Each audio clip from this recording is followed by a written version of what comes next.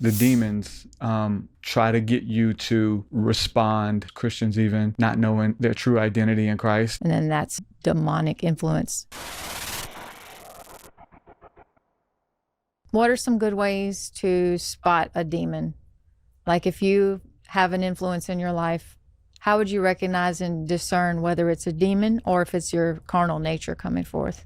I would say the demons try to get you to respond in a negative and hateful way, implanting impure and unclean thoughts, hence their name, negative and unclean evil spirits, and they give you evil thoughts.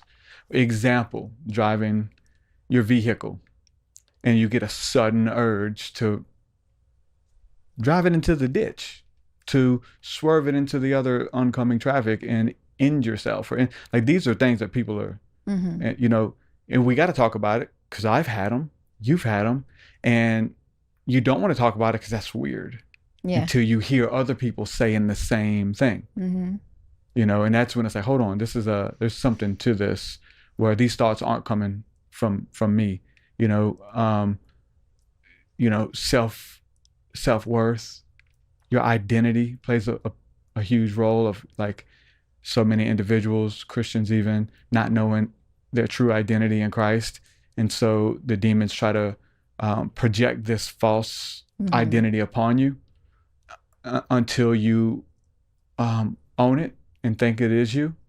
So they'll start speaking in first person and they'll try to give you their desires and stuff like that. So I would wrap it all up just to say the evil thoughts, evil impulses that come to you that that you're able to say, hold on, that's not normal. I don't normally, it's not my day to day. They want it to be. And so I think that's a great sign. Depression, there's a lot of different things. And they get access through open wounds in the life, through trauma and things. That's, we could talk more about that, but let me just flip it on you. What would you say? How is what is something that, if something is going on in somebody's life where they might have a demon, if you will? Well, so I watched some of Derek Prince leading up to this. He has a lot of speeches about these things and teachings about demons and how to get rid of them and recognize them and things. And one thing that he said was they will speak to you with words, like a lustful thought, for instance. Like if a man had a lustful thought for some woman walking down the street, that's it comes in as an emotion, as a feeling that rises up, and then of course you got to shut it down. You don't want to be lusting after another man's wife or anything like that. But like the demon influence of that would be, what if you went out and checked your mail? She's coming down the street, like giving you little ways and nudges to put yourself closer to that situation.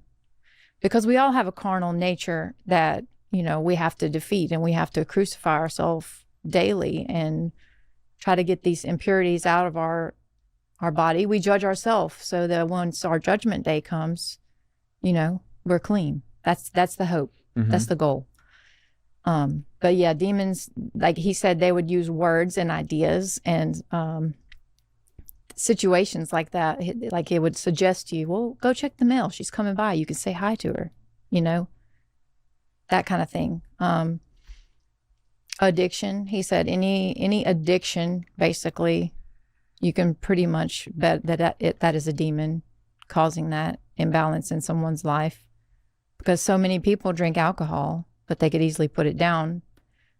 But then there's alcoholics who want desperately to put it down and they can't. And then that's a demonic influence that has caused that addiction in their life.